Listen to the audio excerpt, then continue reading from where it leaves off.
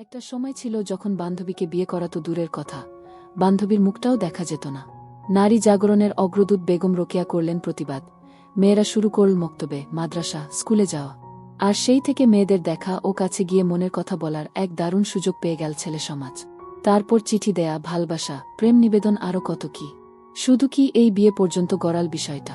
সভ্যতার এই যুগে এখন তো বান্ধবী বা বন্ধুকে বিয়ে করা একেবারে ডালভাত বরাবর হয়ে গিয়েছে।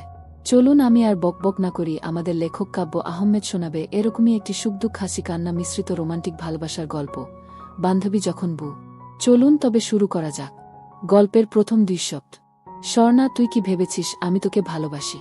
আরে বোকা, তোর মাথায় কি বুদ্ধি বলতে কিছুই নেই? যে তোর বা তোদের মতো নিজ গরিব ঘরের ছেলেদের সাথে আমরা শুধু সামান্য একটু হেসে কথা বলতে পারি, কিন্তু ভালোবাসতে পারি না।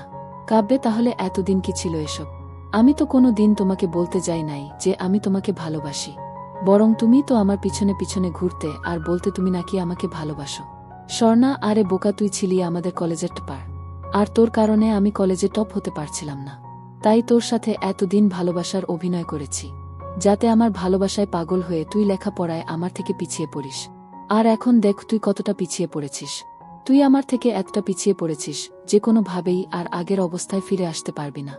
আর এদিকে কলেজের সবাই আমার দিকে তাকিয়ে হাসতেছে, আর একে অন্যকে বলতেছে, দেখছিস কাক ময়ূর হতে চেয়েছিল। কিন্তু কাক এটা হয়তো জানতা না যে কাক যতই না ময়ূরের পেখম পড়ুক, কাক কাকই থাকে। কাক কখনো ময়ূর হতে পারে না। আমি ওদের কথা শুনে যতটা না কষ্ট পেয়েছি, তার থেকেও বেশি এটা ভেবে কষ্ট পেলাম যে জীবনে এত বড় একটা ভুল করলাম। শেষ পর্যন্ত আমি কিনা একটা ভুল মানুষকে ভালোবাসলাম, যে কিনা এতদিন শুধু আমার ক্ষতি চেয়ে এসেছে, তাকেই ভালবেসেছি। ছি ছি ছি, এসব ভাবতেই বুকটা যেন আমার কষ্টে শেষ হয়ে যাচ্ছে। তাই কলেজে আর না থেকে বাড়িতে চলে আসলাম। ওখানে থেকে আর অপমানিত হতে পারছি না। ওহ, আপনাদের তো আমার পরিচয় দেওয়াই হয় নাই। আমি হলাম কাব্য আহমেদ নীল, মধ্যবিত্ত পরিবারের বাবা মায়ের একমাত্র ছেলে। কলেজে পড়াশোনায় ভালো ছিলাম বলে অনেকেই আমার সাথে সম্পর্কে জড়াতে চেয়েছিল, কিন্তু আমি সবাইকে না করে দিয়েছিলাম। কিন্তু কেন জানি না স্বর্ণার সাথে এমন হলো। হ্যাঁ, স্বর্ণা হলো আমাদের কলেজের সবচাইতে ধনী পরিবারের একমাত্র মেয়ে, আর সেই সাথে কলেজের টপার গার্ল। তবে আমার থেকে পিছিয়ে ছিল, প্রতিদ্বন্দ্বী, অহংকারী বান্ধবী। কিন্তু এটা নিয়ে ওর মধ্যে কোনো দিন আমার জন্য হিংসা বা অহংকার ছিল না, বরং আমাদের মধ্যে অনেক ভালো বন্ধুত্ব ছিল। ওর সাথে আমি আমার সব ব্যক্তিগত কথা শেয়ার করতাম, আর ওর সাথেই বেশি সময় থাকতাম। আর এতেই আমি ওর প্রতি একটু একটু দুর্বল হয়ে পড়ি। তবে আমি যে স্বর্ণাকে ভালোবাসি তা ওকে কখনো বলে ওঠার সাহসই পাই নাই। যখনই ওকে মনের কথা বলতে যাব ভাবতাম, তখনই বারবার মনে হতো যদি ভালোবাসার কথা বলতে গিয়ে ওর সাথে বন্ধুত্বটা হারাই। আমি স্বর্ণার জন্য এতটাই পাগল ছিলাম যে ওর কথা ভাবতে ভাবতে কিভাবে যে লেখাপড়ায় পিছিয়ে পড়ি বুঝতেই পারি নাই। অনেক দিন আগের কথা, একদিন ও আমাকে হঠাৎ করেই কলেজ শেষে কলেজের পিছনে পুকুর পাড়ের কাছে থাকতে বলে। কিন্তু কি জন্য তা জানি না। আমিও স্বর্ণার কথা মতো কলেজ শেষে যখন ওখানে ওর জন্য ওয়েট করছিলাম, তখনই কে যেন পিছন থেকে হঠাৎ করেই আমাকে জড়িয়ে ধরে। আর এতে আমি অনেকটা ভয় পেয়ে যাই, আর ভীত গলায় বলতে লাগলাম, আমিস, আরে কে আপনি? আর আমাকে পিছন থেকে জড়িয়ে ধরেছেন কেন? আমি আমার ভালোবাসাকে জড়িয়ে ধরেছি, তাতে তোর কি? হ্যাঁ? মেয়েটার গলার আওয়াজ শুনে আমি যেন স্তব্ধ হয়ে গেলাম, কারণ এটা যে ছিল স্বর্ণার কণ্ঠস্বর। আমি মনে মনে খুশিও হলাম, তবে হঠাৎ মনে হলো স্বর্ণা বুঝিয়ে আমার সাথে মজা করছে। আমি নিজেকে কিছুটা সামলে নিয়ে স্বর্ণাকে বলতে লাগলাম, কাব্যে, ওই ফাজিলের বান্ধরণী ফাজিল, তোর ফাজলামি বন্ধ করে এটা বল কি জন্য আমাকে এখানে ডেকেছিস? স্বর্ণা, ওই কে ফাজিল? হ্যাঁ, আর আমি কি ফাজলামি করলাম? হ্যাঁ কাব্যে, ফাজলামি না তো কি? হ্যাঁ, কলেজের সব ছেলের ক্রাশ আমার মতো একটা গরিব ছেলেকে ভালোবাসবে, তা ফাজলামি ছাড়া আর কি বা হবে?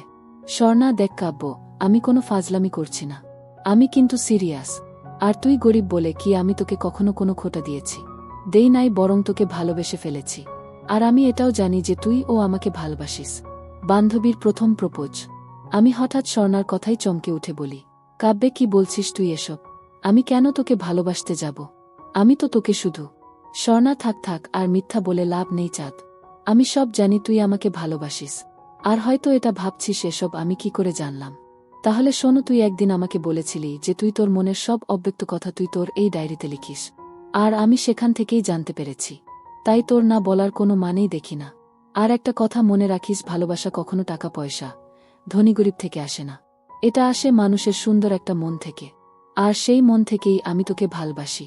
বলেই আবার আমাকে জড়িয়ে ধরে। আমি কি আর বলবো ভেবে পাচ্ছি না। একে তো আমিও ওকে ভালোবাসি, আর এতদিন ওকে হারানোর ভয় ছিল। কিন্তু ও যখন আমাকে ভালোবাসে তখন কি লাভ ওকে ফিরিয়ে দিয়ে। তাই আমিও ওকে ভালোবাসি। আর এভাবেই শুরু হয় আমাদের ভালোবাসার রঙিন দিন। ওর সাথে সম্পর্কে জড়ানোর পর থেকে আমি সব কিছুতেই পিছিয়ে পড়ি। আর এতটাই পিছিয়ে পড়ি যে যেখান থেকে পূর্বের অবস্থায় ফিরে যেতে অনেক সময়ের প্রয়োজন, কিন্তু হাতে বেশি সময় নেই। তবুও অনেক কষ্টে নিজেকে কিছুটা গুছিয়ে নেই। যাই হোক, দেখতে দেখতে আমাদের হাসক ফাইনাল পরীক্ষা আসে। অনেক কষ্টে আমি সবগুলা পরীক্ষা দেই। আর যেদিন পরীক্ষার রেজাল্ট দেয় সেদিন আমার মাথায় যেন আকাশ ভেঙে পড়লে। কারণ একমাত্র আমি সবার থেকে একটু বেশি খারাপ রেজাল্ট করেছি। তাই আজ আমাকে সবাই অপমান করছে। আজ কেউ পাশে দাঁড়িয়ে আমাকে এটা বলে সান্ত্বনা দিচ্ছে না যে একটা রেজাল্ট খারাপ হয়েছে তো কি হয়েছে, সামনের বার ভালো করবি। মনে মনে কষ্ট নিয়ে যখন আমি স্বর্ণার কাছে যাই তখন সে আমাকে কতটা ভালোবাসে, কতটা পাশে আছে তার প্রমাণ কি দিল তা তো দেখতেই পেলেন। পরিবারে প্রথম ঝড়। যাই হোক, মনে একরাশ কষ্ট নিয়ে যখন বাড়ির দিকে যাচ্ছিলাম তখন একটা কথাই বারবার মনে হচ্ছিল, কোনো মুখ নিয়ে বাবা মার সামনে যাব। তবুও বাড়িতে যাচ্ছি, কারণ নিজের কারণে যে ভুল করেছি তার ফল তো ভোগ করতেই হবে। এসব ভাবতে ভাবতে কখন যে বাড়ির কাছে চলে এসেছি বুঝতেই পারি নাই। যখন বাড়িতে ঢুকব তখন দেখি বাড়ির উঠানে আগুন জ্বলছে, কিন্তু এটা বুঝতে পারছি না কে এখানে আগুন লাগিয়েছে। তারপর যখনই আমি বাড়ির ভিতরে ঢুকলাম তখন যেন আমার মাথায় বারের মতো আকাশ ভেঙে পড়ল। কারণ মা বাবা দুজনে মিলে আমার সব বই খাতায় আগুন লাগিয়ে দিয়েছে। সেই সাথে আমার কাপড়ও বাহিরে ছড়িয়ে ছিটিয়ে রেখেছে। আমাকে ঢুকতে দেখার সাথে সাথেই আব্বু বলে উঠল, আব্বু তুই এ বাড়িতে কেন এসেছিস? আমিষ বাড়িতে আসবো না তো কোথায় যাব আব্বু? করুণ দৃষ্টিতে আব্বুর দিকে তাকিয়ে বললাম, আব্বু তুই কোথায় যাবি সেটা তুই ভালো করে জানিস। তবে আজকের পর থেকে তুই না এ বাড়িতে থাকবি আর না আমাকে আব্বু বলে ডাকবি। আমি আব্বু এসব তুমি কি বলছো? আমি কি? কাঁদতে কাঁদতে, আব্বু তোকে বলেছি না আমাকে যেন তুই আব্বু বলে না ডাকিস। আর এটাই জানতে চাস তো কেন আজ তোর সাথে এরকম? আমিস না থাক, আমি বুঝতে পেরেছি কাউকে কিছু আর বলতে হবে না। আমি চলে যাচ্ছি। যদি আমার চলে যাওয়াতে তোমরা ভালো থাকো তাহলে আমি চলে যাচ্ছি। কাঁদতে কাঁদতে হতাশা থেকে ঘুরে দাঁড়ার চেষ্টা। তারপর বাড়ি থেকে বের হয়ে আসি। বাড়ি থেকে আসার সময় দেখি প্রতিবেশীরাও আজ আমাকে দেখে হাসাহাসি করছে। যে মানুষগুলো এক সময় আমাকে নিয়ে নাকি গর্ব করত, আজ আমি তাদের কাছেও শুধু হাসির আর তাচ্ছিলের পাত্র।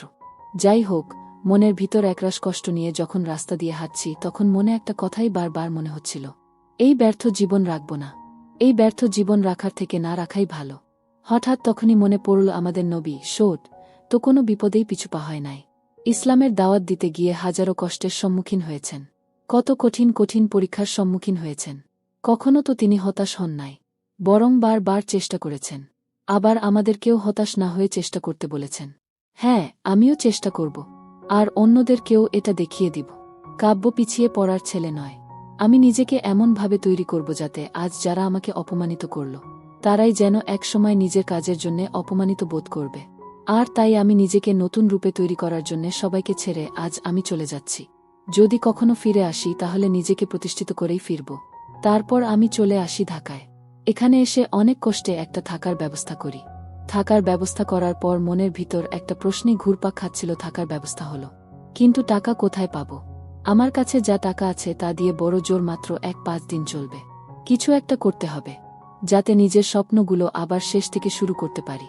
যাই হোক, ঢাকায় এসে অনেক কষ্টের পরও একটা চাকরির ব্যবস্থা করতে পারলাম না। তখন নিজেকে খুব অসহায় মনে হচ্ছিল। ক্রমশ নিজের ইচ্ছার শক্তি হারিয়ে ফেলছিলাম। প্রতিটা মুহূর্ত শুধু এটাই মনে হচ্ছিল, আমি নিজেকে কি আবার প্রতিষ্ঠিত করতে পারব, নাকি আমার স্বপ্নগুলো বালির বাঁধের মতো ভেঙে যাবে। তবুও নিজেকে কিছুটা শান্ত রেখেছিলাম, আর আল্লাহর কাছে একটাই প্রার্থনা করতাম যাতে ভাগ্য কিছুটা সহায় হয়। টিউশন স্যার আমি। তারপর হঠাৎ করেই একদিন বাড়ির মালিকের ছোট ছেলে আমাকে এসে বলে যায় আমাকে নাকি বাড়ির মালিক ডেকে পাঠিয়েছে। মনের মধ্যে একটা অজানা ভয় কাজ করছে। জানি না কাজ জোগাড় করতে পারছি না বলে আবার বাড়ি থেকে বের করে দিবে না। এরকম হাজার চিন্তা মনের মধ্যে ঘুরপাক খাচ্ছিল। যখন আমি বাড়িওয়ালার বাড়িতে যেয়ে বাড়ির কলিং বেল বাজতেই বাড়িওয়ালার বউ দরজা খুলেই বলতে লাগল, আন্টিস, ওহ বাবা তুমি আসো, ভিতরে আসো। তারপর আন্টির সাথে তাদের বাড়ির ভিতরে যাই। আন্টিস, আরে বাবা দাঁড়িয়ে আছো কেন, চেয়ারে বসো। একটা চেয়ার এগিয়ে দিয়ে আমিস, না না আন্টি এভাবেই ঠিক আছে। বলছিলাম কি আন্টি আঙ্কেল কি বাড়িতে আছে? আন্টিস, না তোমার চাচা তো বাড়িতে নেই, তবে আমাকে বলে গেছে যে। আমিস, কি বলে গেছে আন্টি? চিন্তিত হয়ে, আন্টিস সে রকম কিছু না, তবুও কেমন জানি একটু সংকোচ লাগছে। যাই হোক, বলছিলাম কি বাবা, তুমি তো বিজ্ঞানের ছাত্র, আর এখন বসেও আছো। যদি একটু কষ্ট করে আমার ছোট ছেলেটাকে পড়াতে, তাহলে একটু ভালো হতো। আন্টির কথা শুনে আমার দেহে যেন প্রাণ ফিরে এল। সেই সাথে খুশিও হলাম, কারণ ওনার ছেলেকে পড়ালে আমার হাতেও কিছু টাকা আসবে। আন্টিস, কি ভাবছো বাবা তুমি? তোমাকে কিছু ভাবতে হবে না। আমিস কিছু না আন্টি। তা কখন থেকে পড়াতে আসব তাই ভাবছিলাম। আন্টিস, তোমার যখন সময় হবে তখন আসবে। আমিস, ঠিক আছে আন্টি। সন্ধ্যা 7টায় পড়াতে আসব। তারপর আমি ওখান থেকে চলে আসি, আর রাত্রে হালকা কিছু খাবার খেয়ে ঘুমিয়ে পড়লাম। পরের দিন ঘুম থেকে উঠে ফ্রেশ হয়েই কাজের উদ্দেশ্যে বের হই। আজকেও অনেক কষ্টে যখন কাজ পেলাম না, তখন হতাশ হয়েই সন্ধ্যার সময় বাড়ির দিকে আসছিলাম। তখনই দেখি একটা লোক চলবে রোমান্টিক প্রেমের গল্প, বান্ধবী যখন বউ, পর্ব 2।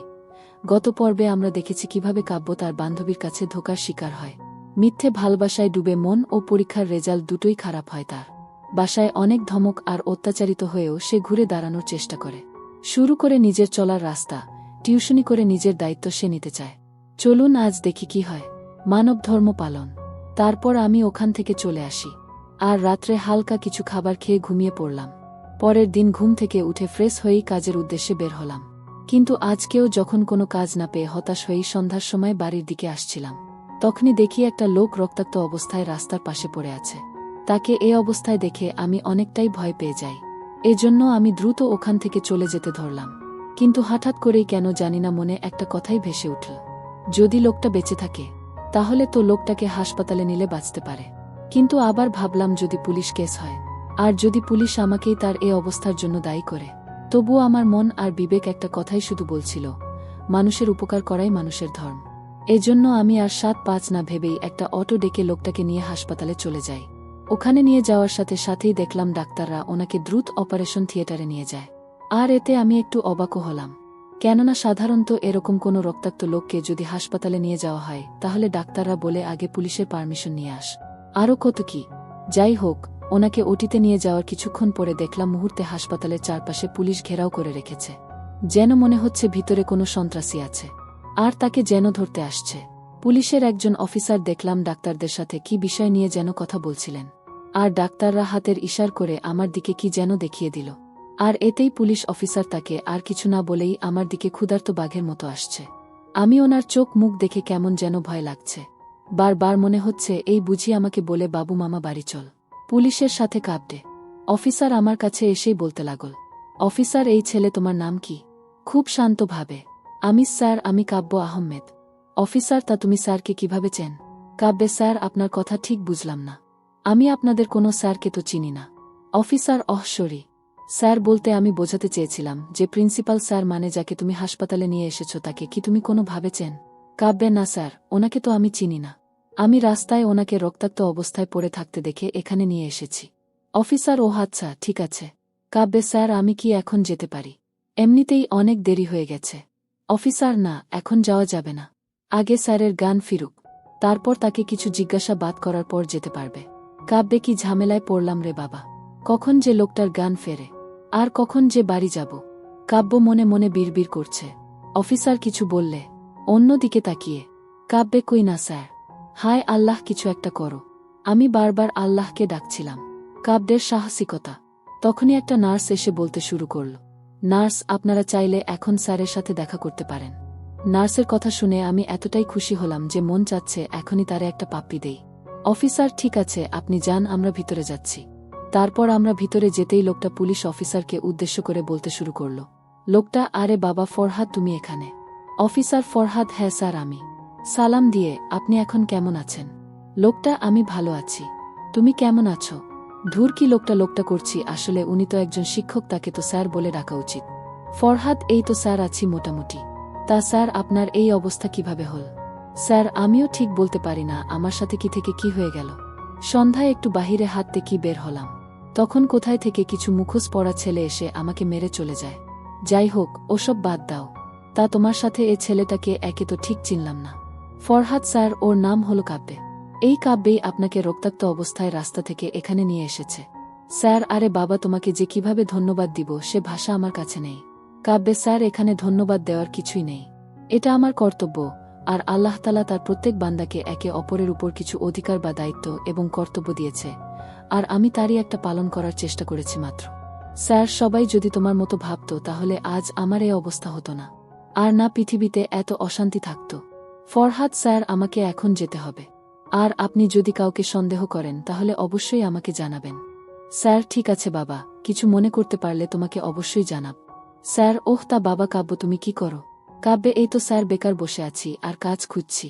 স্যার, কি বলো বাবা, এই বয়সে কাজ খুঁজছ মানে? এখন তো তোমাদের লেখাপড়া করে নিজেকে তৈরি করার সময়।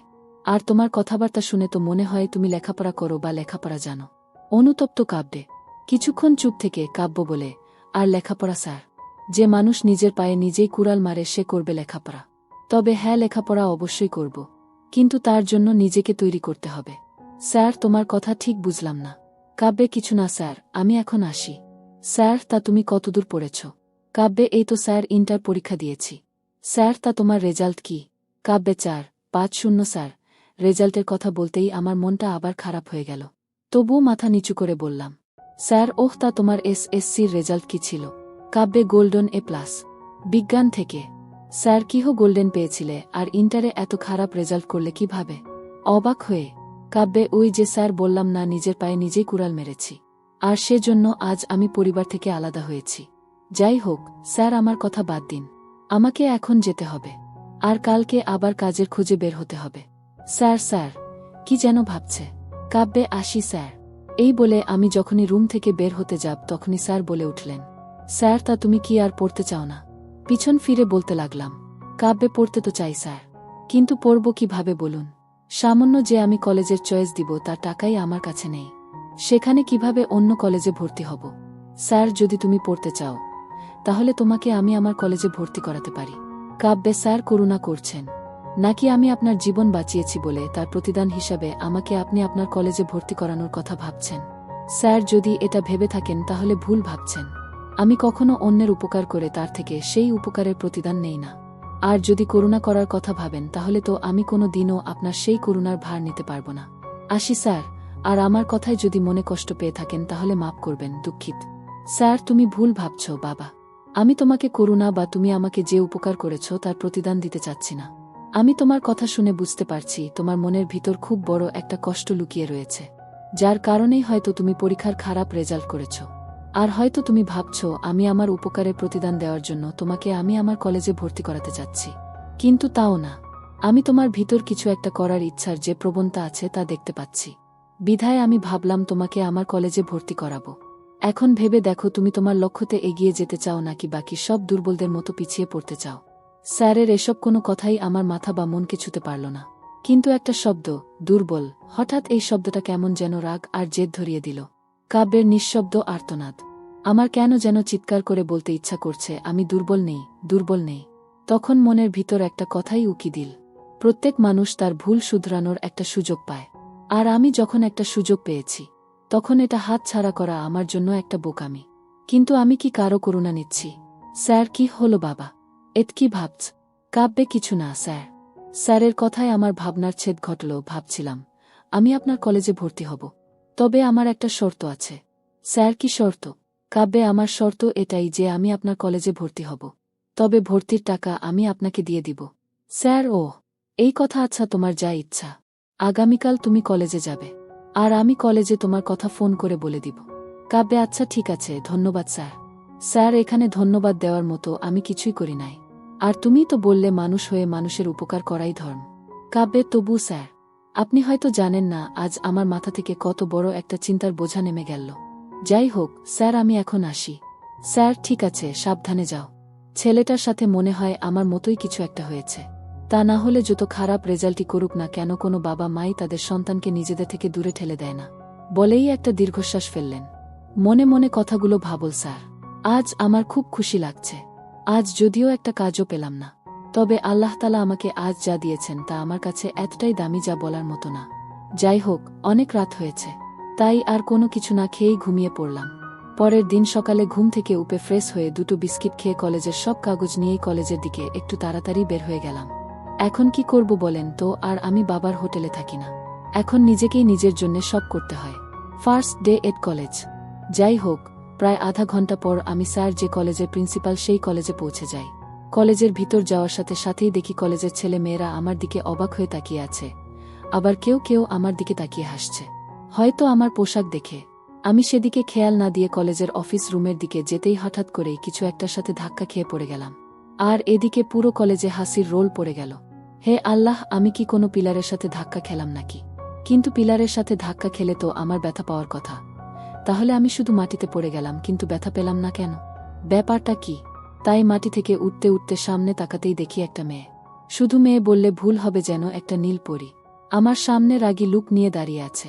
তার আমার দিকে তাকিয়ে থাকা দেখে মনে হচ্ছে আমাকে যেন চিবিয়ে খাবে। তাই পরিস্থিতি সামলে নিতে আমি মাথা নিচু করে সরি বলতেই ঠাস ঠাস। বুঝতে পারলেন না মেয়েটা আমাকে চোর মেরেছে। আর এত জোরেই চোর মেরেছে যে মনে হচ্ছে আমার সব কয়টা দাঁত বের হয়ে যাবে। চোরে মেরেই বলতে লাগল, মেয়েটার কোথা থেকে যে এসব খ্যাত লুচ্চা ছেলে আমাদের কলেজে আসে আল্লাহই জানে। কাব্যে দেখুন আপু, আমি ইচ্ছা করে। মেয়েটা ওই খ্যাতের বাচ্চা খ্যাত, এটাই বলতে চাচ্ছিস? তুই ইচ্ছা করে আমার সাথে ধাক্কা খাস নাই? তোদের মতো ছেলেদের আমার খুব ভালো করেই চেনা আছে। আমাদের মতো বড় ঘরের সুন্দরী মেয়ে দেখলেই ধাক্কা খেতে মন চায় না। এরকম আরও অনেক বাজে কথা বলে সে চলে যায়। আর আমি মাথা নিচু করে সব সহ্য করে নিলাম। আমি চাইলেই মেয়েটার প্রত্যেকটা কথার জবাব দিতে পারতাম, কিন্তু না, আমি তা করলাম না। কারণ আমি আমার জীবনে মেয়েদের সাথে কোনো সমস্যা বা কোনো সম্পর্কে জড়াতে চাই না। যাই হোক, তারপর আমি অফিস রুমে গিয়ে এক স্যারের কাছ থেকে সহকারী প্রিন্সিপালের রুমের ঠিকানা নিয়ে প্রিন্সিপালের রুমের কাছে গিয়ে দরজায় নক করতেই প্রিন্সিপাল কামিন। কাব্যে ধন্যবাদ স্যার। সালাম দিলাম। প্রিন্সিপাল, তোমাকে তো চিনতে পারলাম না। কাব্যে স্যার, আমাকে প্রিন্সিপাল স্যার পাঠিয়েছেন। প্রিন্সিপাল, ওহ, তুমি তাহলে সেই কাব্যে। গতকাল রাতে স্যার আমাকে সব বলে দিয়েছেন। আর আমি সব কিছু প্রায় ঠিক করে রেখেছি। তা তুমি কি তোমার সব কাগজপত্র নিয়ে এসেছ? কাব্যে হ্যাঁ স্যার, নিয়ে এসেছি। মাথা নিচু করে বললাম, এই নিন। তারপর স্যার আমার সব কাগজ নিয়ে বলতে লাগলেন, প্রিন্সিপাল, তুমি আগামীকাল থেকে কলেজে আসতে পারো, আর তোমার রোল হল। তারপর আমি স্যারকে আবার সালাম দিয়ে মাথা নিচু করে কলেজের বাহিরে চলে আসি।